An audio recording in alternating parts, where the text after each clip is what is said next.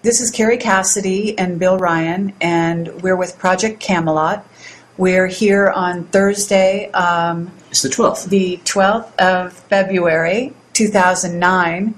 And we've got Peter Levenda. He is a wonderful researcher and author. He's very well known for his book Sinister Forces, which apparently is a 3-book series. Also for his previous book called Unholy Alliance, delving into the background of the Nazis. Peter, I just want to say hello. Thank you so much for taking the time with us today. I have to say I'm incredibly impressed by your writing style, as well as your honesty as a researcher in the way that you write. You actually remind me a little bit of Richard Dolan, and I think you know who he is because you cite him a couple of times in your work. Certainly, and thank you very much for the introduction. I'm very happy to be part of this. Great. So what we wanted to do is give the listener basically a background on where you come from, how you come at this material, because I think that's really important. The fact that it dovetails with a lot of what Richard Hoagland, Jim Marrs, Joseph Farrell, and others are delving into, but may even have predated some of their work and their realizations in this area. And we're talking about how the Nazis, how mind control, and how the direction America is going and why we might be going in a certain direction, and what the underpinning occult significance is of all that. And I think your background is just really stellar in this regard. So please just go from here and tell us where you come from and where you've been going with all of this. Well, I'll try. I tried back in the 1970s during the Watergate era to write a book that was going to explore the relationship between religion and politics, which is a nexus that's always fascinated me. We tend in the United States to think of them as two separate entities. But during Watergate, I began to see a lot of the same personalities crop up that we had run across during the Kennedy assassinations and all of that. And I started to see deeper and deeper parallels. So there was a book that came out in 1960, long before Watergate, called Morning of the Magicians. And it was written by two Frenchmen, Pauwels and Bergier. And it talked a great deal in there about a Nazi occult connection, but it was not documented at all. And I thought that would make a great chapter in the book that I was planning. Let me write something about the Nazis and religion or Nazis and occultism or mysticism. And I went down to the National Archives in Washington, D.C. This was right at the height of Watergate. Nixon was still in power. He was about to leave. It was a month or two before he left. So the whole thing was a fever pitch in Washington. But oblivious to that, in a sense, I was at the National Archives looking at captured German documents. And as I was in the National Archives, the archivist there, a very famous archivist, anyone who studied the Nazis back in the 70s and 80s would have known about Dr. Wolf. And when he found out what I was trying to do, he suggested that I look at the records of an organization called the SS Ahnenerbe, which was actually a division of the SS that was specifically concerned with occult and mystical research. And I was stunned. He led me to the microfilm rolls. I started going through the machines, and here I realized my jaw dropped. I was looking at the actual documentation of a full-fledged Nazi program to investigate occultism. Other authors had talked about a Nazi occult connection. The book, The Morning of the Magicians, talked about it at length, but there was no documentation at all.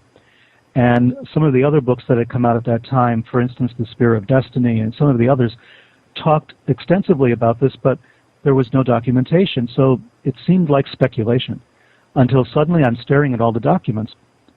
And page after page after page of research in Tibet, Tibet expeditions. There was research to find the Holy Grail. There was all sorts of bizarre SS programs that were being financed heavily by the Nazis during World War II. So it got me thinking that maybe there is a lot of documentation in the world. Maybe you can find evidence of all of this without having to speculate too much. So the Nazi documentation got me very excited. I lived in New York City at that time. I'm from New York City. I was talking to a lot of friends of mine who had their roots in Latin America and South America. I read a book by Ladislas Farrago called Aftermath, which is about the survival of war criminals, Nazi war criminals in South America. And I came across the mentioning of a weird establishment in Chile called Colonia Dignidad, the colony of righteousness.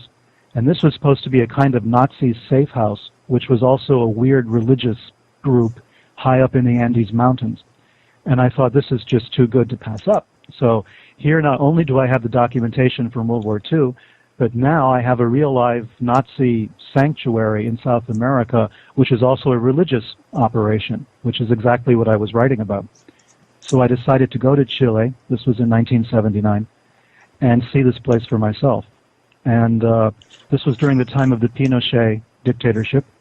There was martial law in the country, but I managed to make my way down to a small town halfway down the coast of Chile called Parral, and close to the small town is the colony, Colonia Dignidad. I managed to go up there. The story is told at length in my book on Holy Alliance, but I managed to go there on a Sunday morning in June of '79, and I was briefly detained. I was kept there. I was forbidden to leave. My passport was taken. The film was taken out of my camera, and I was told by the Germans, and these were Germans, these were not Chilenos, these were not Spanish people. I was told by the Germans that I was not welcome in the country, that I had to leave Chile immediately. And as I was allowed to leave, which was touch and go for a while, all the way back to Santiago, to the capital where I had my hotel room, I was stopped along the way. I was in a bus, and I was stopped along the way by troops who had set up roadblocks, who were making sure that I was on that bus. And when I got back to my hotel room, there was a note waiting for me that said I was on the next plane, that a reservation had been made. So the amount of influence that a Nazi network had in 1979, 79 was so many years after the end of World War II. You know, we're talking 25 years later. They still had such great influence in a country so far away as Chile that I began to see there was a lot more going on than even I suspected. And that eventually became Unholy Alliance. I began to see the connections between governments in Bolivia, Chile, Argentina, Paraguay, an extensive Nazi network, a lot of money that had left the Third Reich when the Nazis had lost the war. And I began to realize that the Nazi Party was not a political party, the way we understand political parties, but that the Nazi Party was a cult. And if you look at it from that point of view, you can understand the true nature of this kind of evil, because the Nazi Party they're not going to go away simply because they lost the war. The old war criminals who escaped, and some of them are still alive, a few of them have died recently in South America, in Chile and in Argentina. They have their followers, they have their philosophy, their ideology. Forgive me for interrupting you, Peter, but Sure. It sounds implicit in what you're saying, then, that they have support from deep within the governments of those South American countries. Well, sure. I mean, it depends on which regime is in power at any given time. But let's take the example of Bolivia. Klaus Barbie, who was the butcher of Lyon in France, who was a man responsible for all sorts of war crimes in France, at one point became the chief of the secret police of Bolivia. I mean, he had a federally appointed position in that government. Walter Rauff lived for a very long time in Chile. Walter Rauff was the man who designed the mobile gas chambers, the vans that were used to rechannel the exhaust into the vans to kill prisoners. I mean, all of these people found safe haven, not only in South America, but in the Middle East and in Asia as well, to a certain extent in Australia. And in the United States as well. Absolutely, certainly. Of course, we've had many cases here in the United States of war criminals that we found, uncovered, and occasionally shipped back. I mean, a famous one, which got me very involved in the story, was the man who, for a long time, was the head of the Romanian Orthodox Church in the United States. Here was an archbishop who, during World War II, had been a member of the what was the name? The Iron Cross, or the Iron Arrow, I think, a Romanian Nazi organization who had tortured prisoners. Here was a man who was a devoted Nazi, who after the war was over fled to the United States, and although he had no seminarial training, as far as I've been able to uncover, he managed to take over one branch of the Romanian Orthodox Church in our country, in the Midwest, and was not even discovered until maybe 20 years ago when he was forced to leave the country. So yeah, we've helped a lot of people escape. The Catholic Church also, to a certain extent, was involved in that. An operation called Caritas during World War II, which provided Vatican passports to help some of the more famous war criminals escape to South America. So there was a lot of collaboration. And even in our own country, in the United States, we had Operation Paperclip, in which we brought Nazi scientists over to help with our space program, among other things. So that got me working on what eventually became Sinister Forces. I began to wonder, how was it that we in the United States could have sold our souls so easily to something as heinous as a criminal organization like the SS, and to the Nazis in general, to bring their scientists over here to make them work for us and really to give them great jobs, to give them positions in our industry. Walter Dornberger is an example, who held a job on the board of directors of Bell Helicopter. All sorts of people who worked for the space medicine program in Texas at Randolph Air Force Base. There's a very big story there. Right, and that has tentacles that go to the whole mind control aspect, and I think that you cover that, really wonderfully in Sinister Forces. I mean, I can't imagine what you do in book 2 and book 3, but I have to say that that's really a huge story. Well, I developed the same ideas in book 2. I focus a lot on the Charles Manson family as a kind of quintessential example of what Sinister Forces might be, from the behavior modification, mind control aspect. And then in book 3, I sort of lay out what I think is the whole story and how this works. I connect serial killers to mind control operations and try to understand. I mean, our country, the CIA in particular, in the 1950s, 1960s, all the way up through until about Watergate, until the 1970s in the Rockefeller investigations, was involved in one of the most bizarre experiments of modern times. I mean, here we were trying to figure out how the human consciousness worked, how to understand memory, volition, how do we erase a person's memory, implant new memories, how do we make a person do something they would not ordinarily do, for instance, commit an assassination, and then forget about it and not know why they did it. I mean, this was something like a medieval king, you might think, is hiring alchemists and magicians, to contact the other world. We were doing that in the 1950s and 60s, and probably still are today. We have operations in which we're trying to understand how the mind works, and then to control it, like a sorcerer's apprentice. Our intelligence agencies stuck their fingers into human consciousness and started playing around with the contents. And what's the answer to your own question, Peter, which you posed just a couple of minutes ago, about how, I think the words you used were, how America could have sold its soul to the extent when it not only brought these Nazi scientists over to American shores to give them great jobs, but actually seemingly embraced their own agenda and took it much further. Were there evil forces at work in America during the Second World War, or was this something that was opportunistic because they realized the magic that they suddenly held in their hands and thought that they could use this to their own ends, and it was too great a temptation to resist?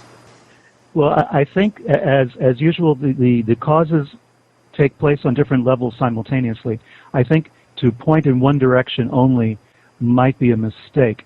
I think sometimes it's desired that we do look in a certain direction and not look in another one, the idea of misdirection. I talk about Sinister Forces. I mean, that's the title of my series. And I took that title from Watergate, because that's how I started this research. And, quote-unquote, Sinister Forces were blamed for that famous 18-and-a-half-minute tape gap on the Oval Office tapes, on Nixon's office tapes, where there was suddenly a big gap and no one knew what he had said. I think it was Alexander Haig or Buzzard who had said that the tape, the hissing sound on the tape, was the result of Sinister Forces.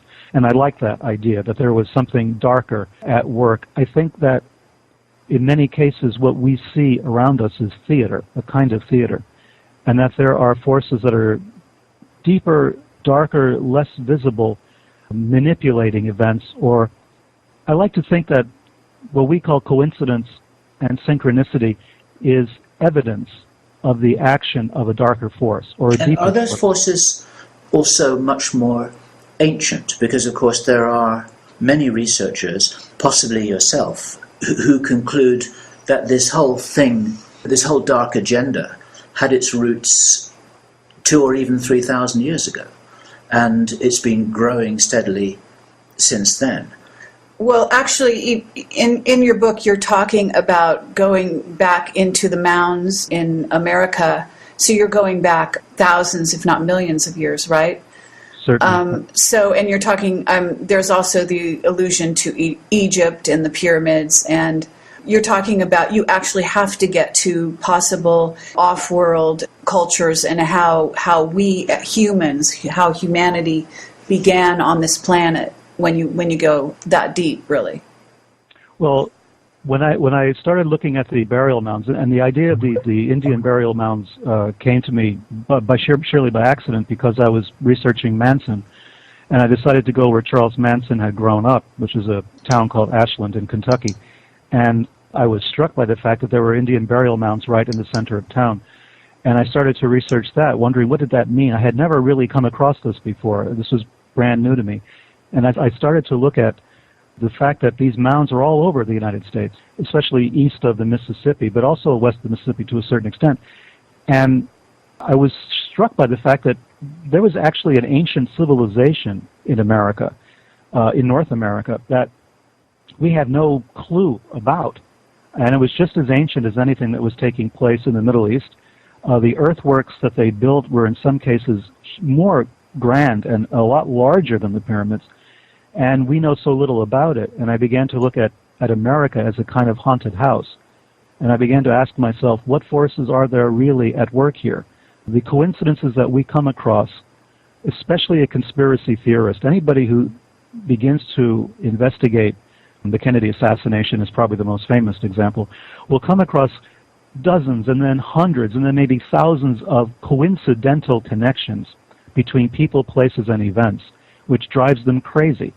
And a regular historian, a mainstream historian, is going to say, well, that was a coincidence, and that was a coincidence, and that was a coincidence, and dismiss them all because he cannot see a real cause and effect relationship.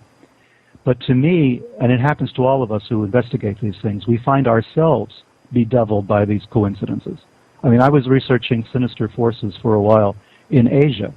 I was in Southeast Asia, in remote areas, and I would walk into an old secondhand bookstore and find books that I needed for my research. And they were books maybe on Charles Manson or something that I had never heard of before. Scholarly texts would suddenly appear, or texts would appear that had been written and printed privately by someone involved with the group that I call the Nine. All of this stuff would fall into my hands, even though I was in the middle of nowhere near any sort of academic structure, or nowhere near a Barnes & Noble bookstore or anything like that, but just really in the middle of nowhere. So the multiplication of these events, to me, is an indication that something else is at work, that maybe we need a quantum consciousness approach to history itself, not just to our own minds in a kind of theoretical way, or a spiritual, absolutely. but in history. Yep. You're talking about Pluharich. I'm not sure how you say his name. Pluharich, right. Yes, and that opens a can of worms around the mind control, and how the mind control itself seems to stem from those early beginnings, and who the consciousness that supposedly Pluharich actually what got into contact, those 9 people, of which there are people that have written books since then and gotten involved in supposedly being in contact with, if not those intelligences, then others. Some call it the Giza intelligences. So it's all going back to somewhere back there as well.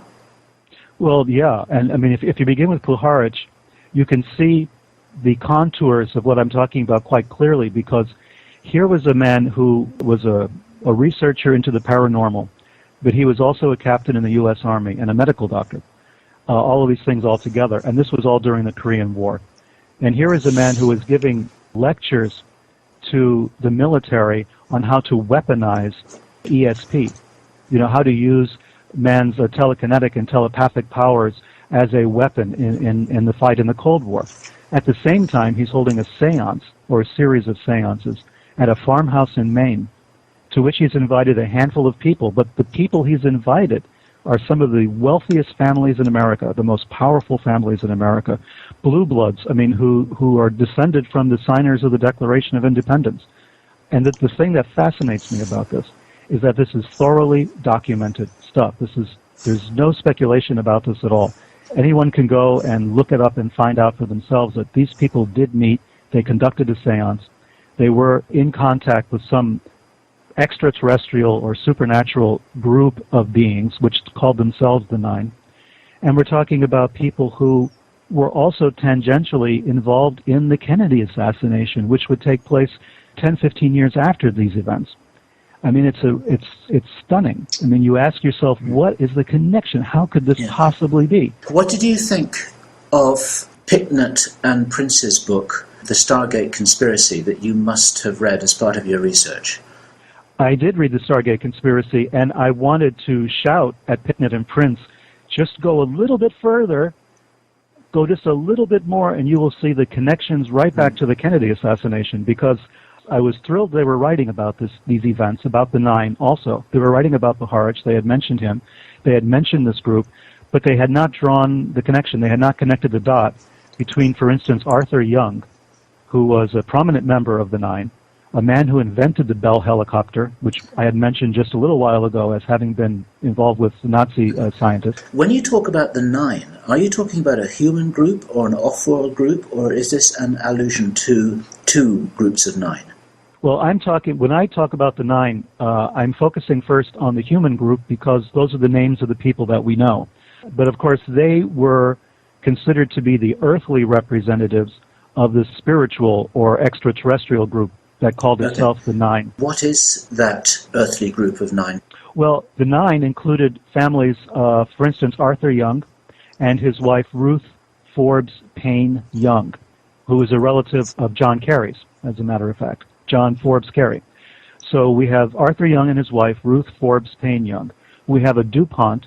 We have an Astor, all as part of this group, as well as Puharich.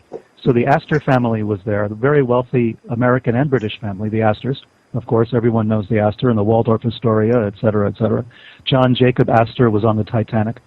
So we have the Astor family. We have the DuPonts, of course, extremely powerful, wealthy, influential American family. And we have the Forbes, as in Forbes magazine and Steve Forbes and all of that. That family was represented. Her name was Ruth Forbes Payne. Payne was one of the original signers of the Declaration of Independence. She is a direct descendant along that line by marriage. And Arthur Young himself, the inventor of the Bell helicopter. So you have a family grouping here of some of the most aristocratic family names in America. If we had royalty, they would be DuPonts and Astors, Forbes and Paynes. Did they call themselves the Nine? Or is this your term for them? I mean, did they have an agenda or some kind of a thesis or a reason for being together and were recognized as a group of that size? Well, they called themselves the Nine in this fashion. They held a seance. Okay. Puharich was conducting a seance. He had a medium from India, a Dr. Vinod. And Vinod was in telepathic communication with a group of beings that was somehow in space, hovering over the earth, and there were 9 of them. And they told the group of 9 individuals, we are 9 and you are 9. Therefore, you are the Brahmins who are going to bring a new wave of enlightenment or a new wave of evolution to the planet. We're going to use you as our vehicle for causing this kind of spiritual evolution, this jump-starting of evolution, if you will. Okay. And this was also a takeoff on basically what the Illuminati had been their philosophy since the beginning of the group that we call the Illuminati, of which these families are all part. Well, that's the implication. I mean, otherwise, why are these people, as I said it before, some of the wealthiest individuals in the United States are in Maine in a barn in the woods on New Year's Eve when they could have been anywhere else in the world because they had the money, they had the wherewithal, they had the connections. Instead, they're holding seances in the freezing cold in the winter in this barn. What is the motivation for this? What is the purpose? How did they know each other? We don't know so much about that. We know that Puharich was the guy bringing them all together for the seance, and they willingly went and took part in this endeavor, not just once but several times. So their motivation on their own, I don't know. I wouldn't want to speculate except to say we're talking about the most powerful people in our country at the time. And the analogy that you're drawing here is that there's good evidence that the Nazis were doing something similar, both before and during the war, and yet you're saying that this practice of powerful individuals from powerful families in a powerful nation state are suddenly doing the same thing several decades later. Well, yes, less than 10 years later. If we count the end of World War II as 45, these people were meeting in the early 1950s. And what Himmler was doing himself, I went and visited in Germany, the castle that he had renovated called Wewelsburg. It's near the town of Paderborn in Germany. And this castle was developed by him to be a kind of Vatican for the SS. It was going to be their spiritual headquarters. And he was conducting very similar rituals there. He had duplicated a kind of round table, a sort of Arthurian Camelot kind of idea. There would be 12 knights around it, which were the highest-ranking SS officers, and they would gather in meditation at this table in a room which was directly over a crypt. And in the crypt would be placed urns containing the ashes of SS officers as they died, the high-ranking ones. There was a special niche for each one. There were swastikas engraved in the floors and the whole 9 yards. And so the similar idea of meditation, of trying to contact supernatural beings to guide the SS, was now being duplicated by a group called the Nine. And if we think in terms of race, the SS, like all the Nazis, were obsessed with race and racial purity.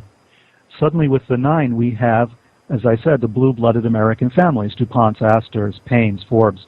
We have this gathering of the, for want of a better word, the most racially acceptable to the Nazis grouping in guided meditations in the woods, doing the same thing, except there were not 12. In this case, there were 9, very specifically. So I'm not trying to draw too close a connection between what the Nazis were doing and the Nine. The practices were quite similar. It was a group seance. It was a meditation. It was something to do with evolution of the race. Okay, so you have a lot of the same themes. But there. What you also, I think, continue to investigate is to find out where that information that they were receiving from the Nine went from there, because I believe there is a trail that connects through SRI and Hal Puthoff and Inga Swan, remote viewing, and actually then circles back and also has to do with, were people that were involved in mind control then utilizing some of that information, and or is it guiding, for example, the agenda of the Illuminati to this day? Well, it certainly did make that route that you just described. And the connective tissue in all of this, of course, is Andrija Puharich. Puharich was the man largely credited with having discovered Uri Geller, for instance, the famous Israeli psychic. He brought Geller to SRI in California to be tested.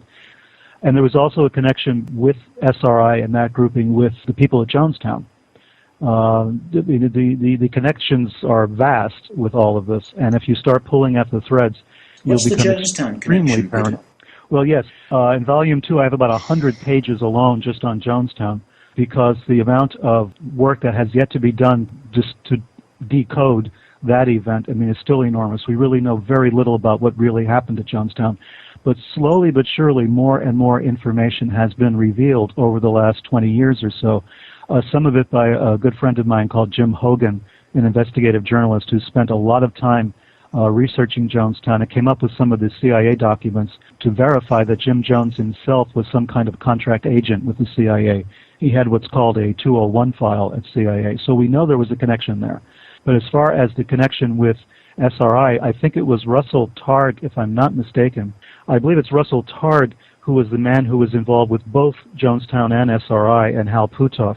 There's also the link back to Puharich as being part of working for the CIA. Yes, as far as Uri Geller was concerned, Geller always said that Puharich was his handler for the CIA. He's made that statement several times. But as far as SRI is concerned, Russell Targ, the physicist who was part of the SRI group, by his own admission was involved with a group of Jonestown survivors. He was director of counseling at their Human Freedom Center in Berkeley and left them to join SRI to study psychic phenomena. The group that he was working with, Al and Jeannie Myrtle, after he left them, a few weeks after Targ left them to join SRI, the Myrtles were found dead, murdered execution style in their home. So the connection between Targ, SRI, and Jonestown is definite. What it means, we don't know. But we do know that Targ worked with the Myrtles, which was a group of survivors of the Jonestown Massacre, people who had left the Jim Jones Church, the People's Temple, and were trying to raise consciousness against it. They had written a book about the People's Temple, and Targ was working with them. He left to join SRI, and a couple of weeks later, the Myrtles were dead. Murdered, execution style. So you have to also say that with all of this, what happens is some people will fall on working for the positive, and some will be working actually for the negative agenda within the fact that there are connections between these organizations, because there's very definite connection between the CIA and SRI and between Pluharic and CIA. So you get all these connections with CIA.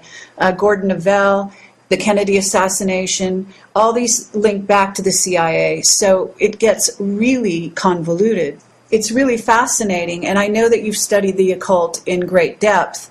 Have you come to any conclusions? Are you going down some trails now that perhaps are not publicized? Well, not publicized to the point that I don't quite know how to explain all of this yet in any way that makes any kind of sense from an academic point of view, but it has occurred to me during this kind of research. As I mentioned before, I consider coincidence and synchronicity to be evidence of the operation of these forces. I think that these forces are there, and I think that groups of human beings from time to time make a conscious effort to contact these forces, to manipulate them, to use them for their own advantages. I think that CIA did that with MKUltra and Operation Bluebird and all of the mind control experiments they did. If you take a human being and you try to manipulate their consciousness, you try to erase their memories, replace their memories, program them as assassins, as an example, then what you're doing is you're essentially initiating that human being. I mean, you're putting them through a kind of spiritual initiation, but with none of the safeguards, with none of the spiritual preparation that a person would normally go through to become protected against whatever demons are invoked in the process. So it was a very irresponsible, callous, cruel program that CIA had undertaken at that time. These irresponsible or actually intentional? I mean, that's really the question, isn't it? Of the heads of CIA, if they knew what they were getting into and they were invoking these negative forces in essence and bringing them into the bodies of programmed assassins, and some of which are actually sleeper agents that may indeed be part of our society at the moment, sitting around waiting to be triggered. In essence, what you're looking at is could be an intentional agenda, and that's where it gets very interesting when you're starting to look at the future and what we're actually faced with. Well, yeah, I mean, I think one of the good indications of how bad it got was the man who was for a long time in charge of this program at CIA called Sidney Gottlieb, Dr. Sidney Gottlieb. Gottlieb, eventually, when the MKUltra project was disbanded, quote unquote, by Richard Helms in the mid-1970s, Gottlieb went a little weird. He, at one point, became a Buddhist monk. He went to India. He tried to essentially pay for his sins. He wouldn't talk about his program anymore, but he became a kind of recluse and was obviously trying to live simply. He was living off the land. He was living in a farmhouse, I believe, in Virginia. After he came back from India, he was a man who was shattered by the realizations of what he had done, by the sins that he had committed against other human beings.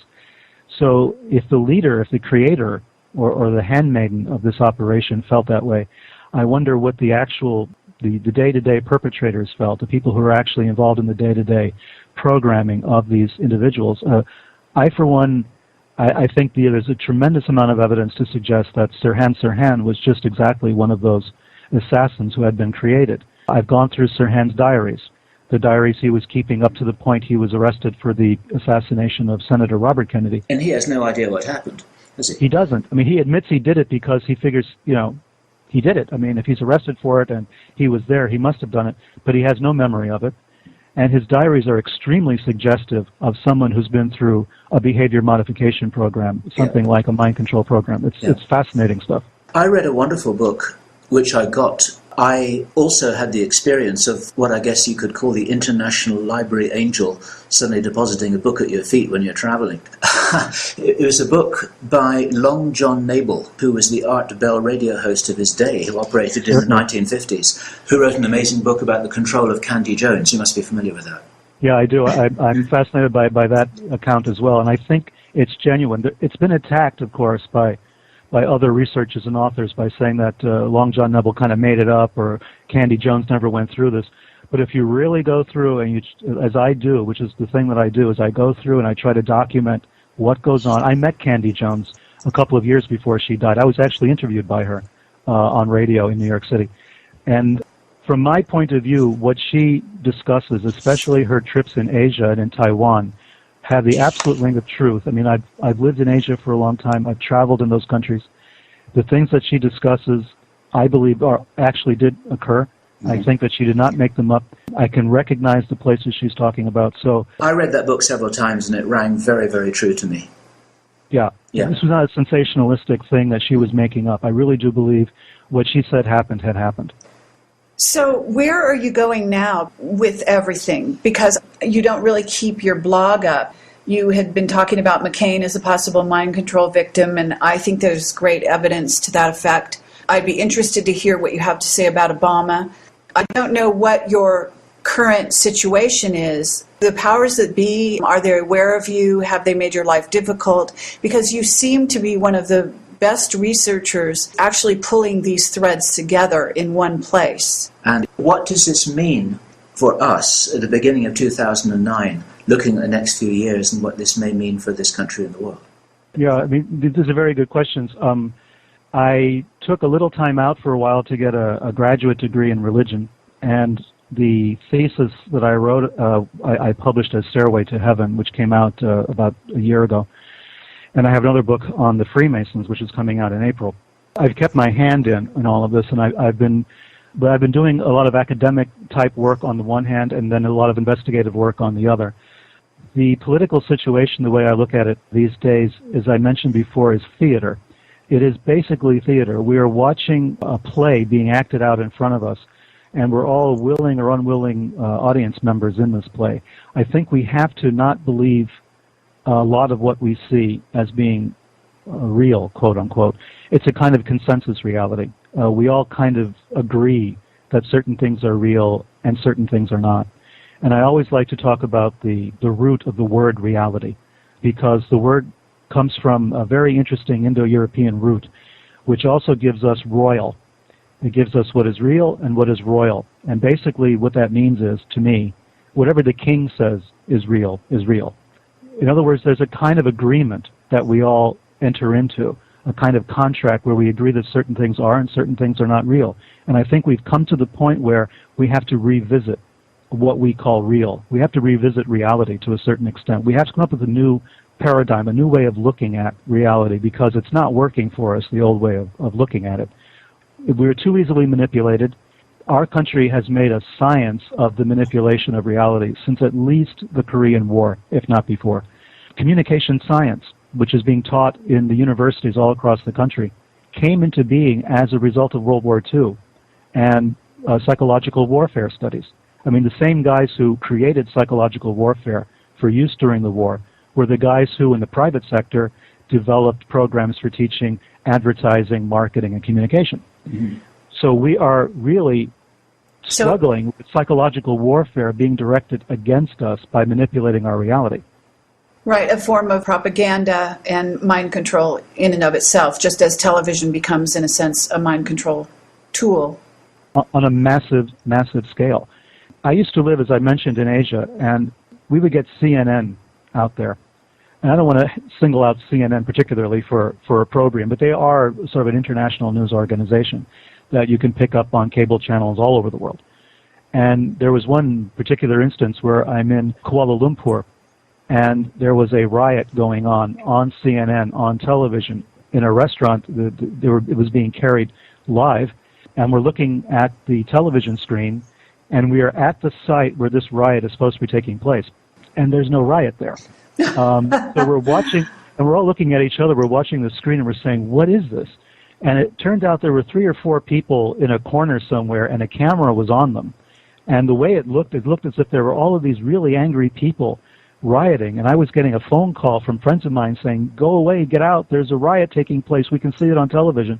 And we're all sitting in the restaurant saying, "Well, where's the riot? You know, there is no riot." I mean, it was manufactured news, essentially. And if that happened that one time, how many other times has this happened? You know, how much of our news is being manipulated or controlled or created, you know, as we watch it? Right, but as a researcher going into this as deeply as you have, you must be able to look towards the future and come to certain conclusions and or think about certain uninvestigated trails to look down. I am curious, do you think, for example, there are sleeper agents because, you know, we keep having these incidents happen and they seem to be evidence of mind control operations in which you have school kids suddenly flipping out and so on and so forth. Where is it all headed? Well, if we characterize the agents of this madness as individual human beings, we might be missing something darker and something deeper. I believe that there are individual agents, of course. I mean, that's what I investigate. That's what I write about. That's where the evidence leads me. But sometimes I think that there is something else at work here. I think that there is a kind of level of consciousness that is creating this for us as well, and that we're victims of it because we haven't learned how to fight back. We haven't learned how to take control of our own consciousness. We're essentially allowing others to do that for us. And I think that we have a kind of responsibility, perhaps now more than ever because the information is available to us, of fighting back by taking control of our own minds, of taking back control of our own consciousness, of trying to deprogram ourselves, if you will, away from what we're being fed on an almost hysterical basis. I mean, things have ramped up to the point where paranoia, fear, anxiety, stress levels have increased so exponentially. It's as if someone wants us to have this collective nervous breakdown. And we have to take a stand and fight against it. I think that if my research has shown nothing, it's shown that humans who are involved in this quite often don't really understand it that well themselves. I'm talking about the CIA. I don't think that the people who ran MKUltra really understood the full ramifications of what they were doing. They had a very narrow focus. They wanted to create deniable assassins, as an example. And that was their focus. They didn't realize the other forces they were unleashing at the time. And I think that there are paths.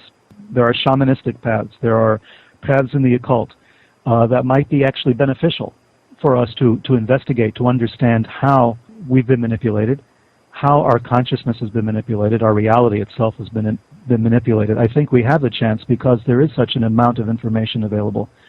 But we are headed into a very dangerous impasse, a very dangerous place. I agree. But I think that we don't realize how much power we have as individual human beings, or as small groups of individual human beings, to combat this madness.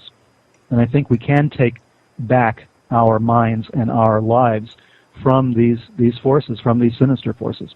Are you able to say anything, do you feel, about the role of the Vatican? How much time do you have? You know about the work of Eric Phelps and that large body of research that he, among many others, represent, and I just wondered if you could pull some of those threads together once again for the benefit of our listeners who would like to see as much of a summary of the big picture as you're able to present here. Right. I grew up as a Roman Catholic. I was born into a Catholic family in the pre-Vatican II days. And when Vatican II happened, I was actually kind of disappointed. I didn't like all of the, guitar playing masses that were taking place and all of this stuff. I felt a little cheated of the mystery somehow. But then as I started to research the Nazi information, that's when I phase one of my disenchantment or disenlightenment or whatever you want to call it took place. And that was understanding the degree to which elements within the Vatican had assisted war criminals with hideous records to escape, how they protected them at safe houses throughout Europe and then in Latin America, how they gave them Vatican passports, how we had the spectacle of Nazi war criminals dressed as priests entering Argentina, entering Brazil, in one case, performing a marriage ceremony as a priest. I mean, I can't even imagine what that poor family would have felt had they known that it was a man responsible for the deaths of hundreds of, if not thousands of people, blessing their union as a fake priest. So all of this that was phase one. Phase two was realizing that what we've been told about Christianity itself, particularly about the Catholic Church, is based on so much disinformation and so much manipulation of history and historical facts that we really don't know what the Catholic Church is anymore, or what it ever was. We don't know what's going on there. I mean, the Vatican scandals, the Masonic scandals, the Propaganda Due P2 Masonic scandal alone should have alerted people to the degree of perfidy and cupidity that was taking place within the Vatican. I mean, we had Licio Gelli and Roberto Calvi, all of these characters who were heavily involved in the Vatican and at the same time financing right-wing terror squads, assassination squads in Europe, in Latin America, working with Francisco Franco, the dictator of Spain for so many years, heavily involved with fascist organizations and operations. It was mind-numbing the extent to which this was taking place. So I have a very hard time. You know, I'm a thankfully very lapsed Catholic. You know, I want to stay that way.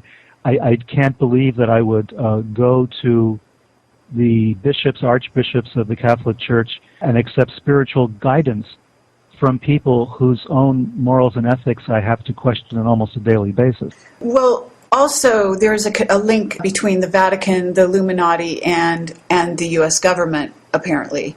And can you talk about that a little bit? Because when you're talking about the Nazi influence in America, and you're talking also about the powers that be with paperclip, the ultimate space program, and all of the levels at which the Vatican is involved, from what I understand, their Secret Service was basically the model upon which secret services all over the world have been built.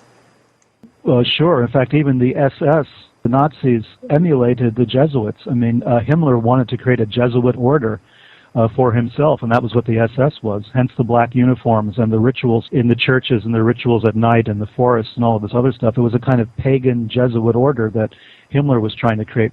I mean, people may have disliked or even hated the Catholic Church of the Vatican, but there was so much of it that they wanted to emulate, that they wanted to duplicate.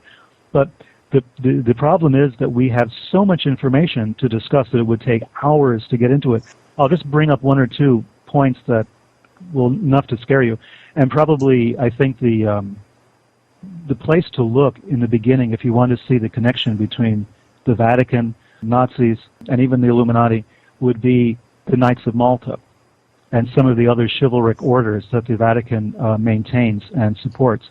I won't even go into Opus Dei, which is a whole other kettle of fish by itself. I mean, we're talking about a man who created that order who had pro-fascist, pro-Franco sentiments. I mean, there's no question about it, and how he could be canonized is absolutely beyond me. But anyway, look at the Knights of Malta, look at the connection between leaders of the CIA, many of whom were Roman Catholics, members of the Knights of Malta, or members of one of the other chivalric orders around the Vatican. When I was growing up in the Bronx in the 1960s, I saw with my own eyes the influence that churches had with intelligence agencies and intelligence agencies with the churches. I mean, I witnessed it as a young man of 18, 19 years old, working with a church in the Bronx that was heavily involved with intelligence operations, which was actually a front for intelligence operations. And that brings us back again to David Ferrie and Jack Martin and the Kennedy assassinations, because I met the bishops who ordained and consecrated David Ferrie, Jack Martin, all these peripheral figures that you saw in the movie JFK, you know, being played by Joe Pesci, being played by Walter Matthau, I think. These were people who were heavily involved in a church. They were also involved in intelligence activities. They were also involved in anti-Castro Cuban activities, and considered to be involved in one way, shape, or form with the assassination of a president in Dallas. So the nexus between religious organizations and intelligence organizations is, I mean, it's thick. It's just thick. And I, like I say, I saw it with my own eyes. I know the church that Ferry and Martin belonged to. In 1968, when Jim Garrison was ramping up that investigation into the Kennedy assassination, David Ferry died mysteriously, but he was a priest and a bishop with one of these churches.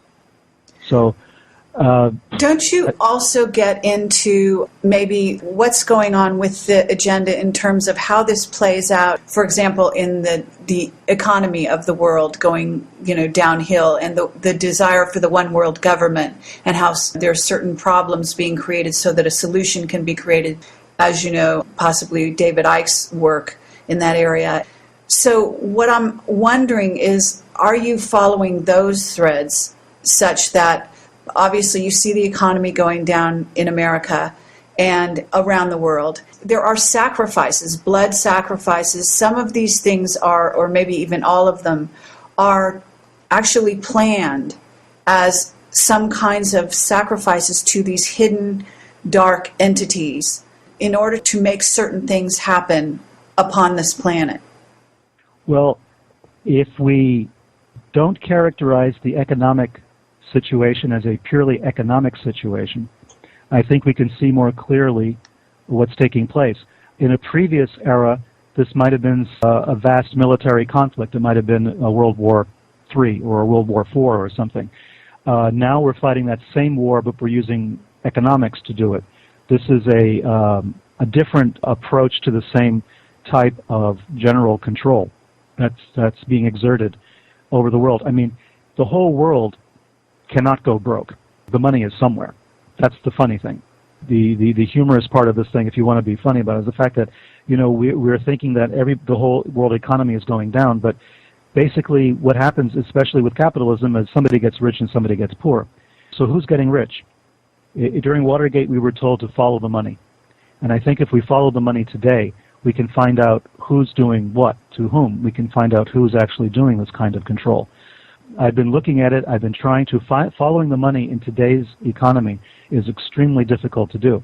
I think even members of Congress are finding themselves totally unable to even explain what's happening. Some of them are not able, some of them are strictly not willing. But if we can follow the money, if we can start pulling the threads on the money over the last 12 to 18 months, we can probably figure out who's behind this thing. And for me, it's been very difficult to do, although I've been trying to cover it. I think the answer is out there. I think, as Fox Mulder used to say, the truth is out there. But we have to look at the evidence, and the evidence is there. It's very hard to figure out. If we're talking about manipulation of the world economy, it's because we're being prepared for something else. Obviously, there's an agenda. It's not strictly to make some people rich at the expense of others. That's been going on forever. We don't need a collapse in the world economy to do that. So if a collapse is being engineered in the world economy, it's to create a circumstance or a set of circumstances conducive to another phase of action, which has nothing to do with the economy. As you said, it might be a one world government, possibly.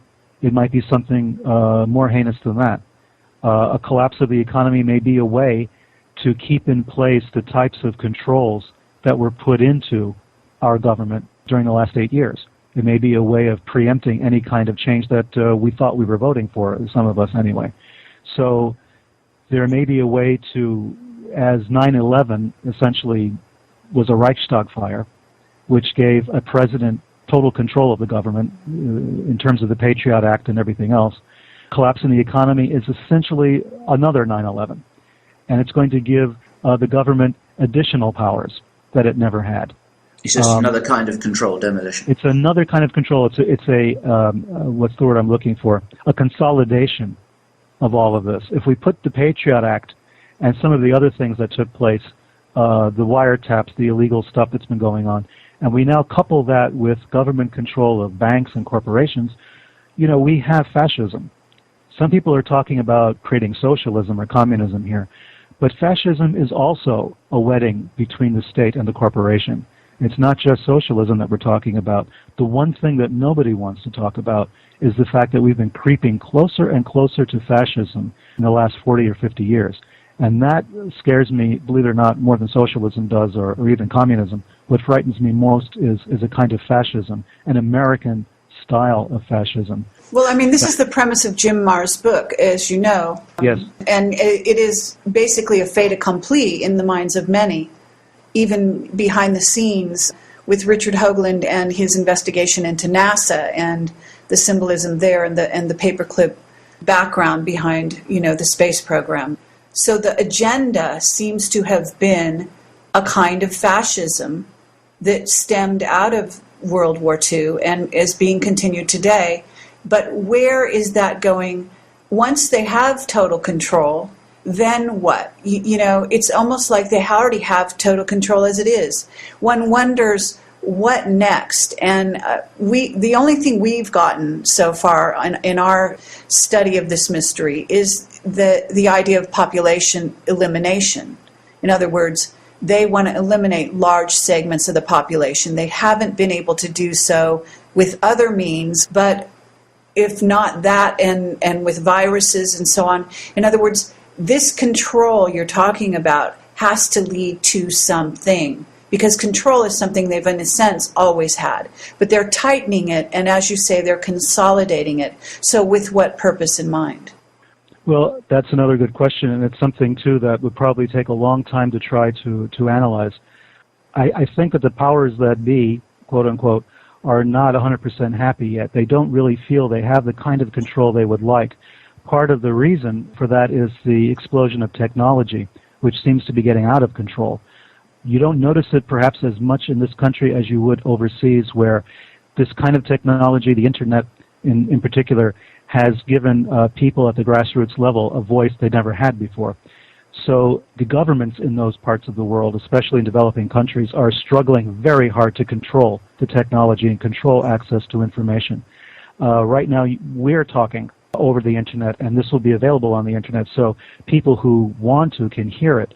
But this kind of control eventually will probably have to be extended over what we're doing, over the internet, over the free exchange of information. I think it's already started, and I think it's going to continue until there is control over information. And once you control information, you control reality. You control consciousness. Once the independent operators are gone, once they've been closed down, there will only be the party line that's left. 1984, isn't it? And it is 1984. I mean, some people listening to this are going to say to themselves, these are the aluminum hat people, the tinfoil hats. Now we're all worried about, vast conspiracies taking control. I want to tell you something to the listeners who maybe think that, at times this is out in left field. I was a somewhat friendly terms with a man called Norman Mailer, a famous author, one of America's most famous novelists and journalists and authors, who passed away recently. A man I admired very much. He was kind enough to praise my own work and write a foreword to Unholy Alliance. He spoke in my presence about the fact that America was heading towards fascism. Many people of that social setting, other authors, some of them Pulitzer Prize-winning authors, people who are understood to be great thinkers, great members of the intelligentsia, have all said the same thing to me or in my presence, that we are heading towards fascism, that America, according to Norman Mailer, back a couple of years ago, he said America was in what he called a pre-fascist condition, but that we were heading inexorably towards fascism. Other authors since then have said the same thing. So this is not something that only a handful of people on the absolute fringe are feeling. These are things that are being felt on other levels by other people who are not involved in this kind of investigation, people who are not doing this kind of research, people who have just opened their eyes and who've looked around and said, my goodness, this is what's going on. We're becoming a fascist country. One of the things that confuses people sometimes, as you must be well aware, is the idea that somehow there's a spectrum with socialism on the left and fascism on the right, and the two are very different. Actually, they meet in the middle, kind of loop round in a kind of circle, one going to the left and one going to the right, and extreme socialism and extreme fascism are actually very similar. That's the point I was just going to make. To have fascism or to have socialism, you have to have a marriage between the state and business. I mean, that's how it's done.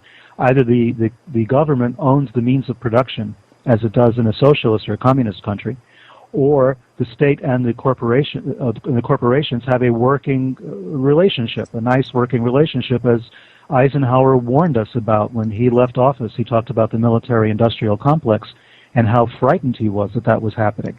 That is fascism. So does it matter to the average person whether or not the government owns the means of production or the government and the state and the corporations are in bed together? Does it really matter to us on the street? It's going to be the same effect. We're still going to be controlled. Our economy is going to be controlled. Our freedoms are going to be drastically curtailed. So in the end, what difference does it make? I've talked to people about 9/11 a lot. There's been a lot of course, discussion about 9/11. And I've always said it was a Reichstag fire. It's what happened in Germany. It's how Hitler took complete control of the government, was the Reichstag burned down. And he blamed the communists for it. And my point was, do we really care who burned down the Reichstag at this point? All we really care about is the fact that it brought Hitler to power. So in our case, what did 9/11 do? It pushed all of these heinous attacks on our liberty and our privacy. It pushed them right into the forefront. It made it acceptable. That's what happened. That was the real effect of all of this. We can talk about 9/11, for instance. We can talk about conspiracies. But let's not lose sight of the fact that what happened, the effect of it, was that we lost more liberty, we lost more privacy. Right, and so then that gets back to the overall agenda, and Yes. It's not a conspiracy theory, it's a conspiracy fact when you look at all the evidence. And what's happening is that this particular agenda is being rolled out. And of course, it's very heartening that you do talk about how consciousness and the role of consciousness was getting out of the hands of the people in MK Ultra, such that people like Gottlieb himself, who was certainly one of the masterminds behind all of that, goes on his own sojourn to India looking for some kind of spiritual way out, I think, of the responsibility for which he, it's basically like walking around in some kind of, living hell, I'm sure, being inside that guy's head. And so, in essence, all of this is playing out in a microcosm around the globe, not just America, because I see it in many countries. In fact, England has the best surveillance system on the streets, cameras, etc. So what's happening is, on some level, it seems to be manifesting in America sort of in a more overt way, but in a covert way, it's actually existed in small countries under despots that were financed by the CIA, and then across the globe, masterminding the governments behind countries like Switzerland and so on. Well, right. I mean, what's very amusing to me in a sardonic sort of way is the fact that in the United States, if you talk about conspiracies, you're poo-pooed, you're shot down, it's considered, paranoid fantasy. And yet, we recognize without hesitation the fact that conspiracies like this exist in every other country on the planet, right? So when Benazir Bhutto, the former Prime Minister of Pakistan, was gunned down last year in Pakistan, everyone said, of course, it was a conspiracy. There were elements of the Pakistani secret police involved, Al-Qaeda maybe involved, or the Taliban, or who knows what. But it was a conspiracy. However, according to mainstream historians, not a single person assassinated in this country has ever been assassinated by a conspiracy. No conspiracy, nothing to see here, move along, right? Yet we have this idea somehow that the U.S. is immune to these events, and yet we overthrow dictators in foreign countries. We've overthrown and committed assassinations in Guatemala, in Iran, back in the days of the Shah. We overthrew the government of Allende in Chile. We put Pinochet in power. All of these things we do on a regular basis, and we've done it for years and years and years. And yet somehow it doesn't take place inside the United States. Why is that? Why is it so impossible to believe? Right, and I think that though nowadays it's a lot easier to sort of get people to not so much believe, but really understand what, the roots of conspiracy. And ever since the death of Kennedy, I think that America's eyes have slowly been opened along those lines, at least many. Although certainly 9/11, you still get people not able to accept the possibility that a conspiracy took place there. So again, I guess we've gone full circle with you in many ways. we're going over some material here that is just, the roots are everywhere. The conspiracies, if you will, are everywhere. It's very heartening to know that you are behind the wheel investigating all of this and documenting it and pulling as many threads together as you are. I encourage people to follow your work. I certainly want to read a lot more that you've written. Where I'm going now, I'm still in the midst of all of this. I'm still in the midst of researching. I don't know what my next book will be. As I mentioned, I have a book on Freemasons coming out in April, which is kind of a look at the connection between the Masonic Society and the Mormons and some of the occultism that was taking place in our country before, during, and after the Revolution, the American Revolution. So I look at the connections that were there. It's a kind of a general look at Freemasonry. I'm not a Freemason myself, of course. That's coming out in April.